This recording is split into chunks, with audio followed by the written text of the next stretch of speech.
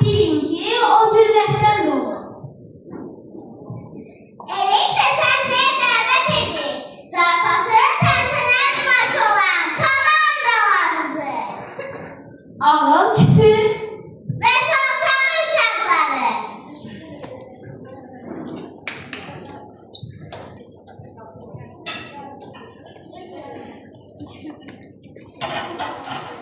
Tərpisdə bizi tanımadılar. Amma fasilədə biz olmaz idik. Biz elə oturuq ki, mənim deyil. Sən eləsəndə arxasında məntiq var. Biz ədəbiyyatı sevirik. Şeir ver, cavab ver, şeir ver, cavab ver. Bu bizim üsulumuzdur.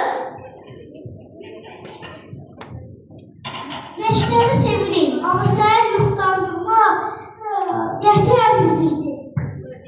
Biz o uşaqlarıq ki, imtihanda A variantı varsa, beyni seçir. Çünki fərqli düşüncədəyik.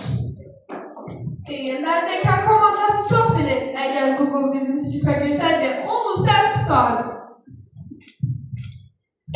Bu mənim dostumdur. Kitab təkcə öz qabığını oxumuşam, amma çox sevirəm.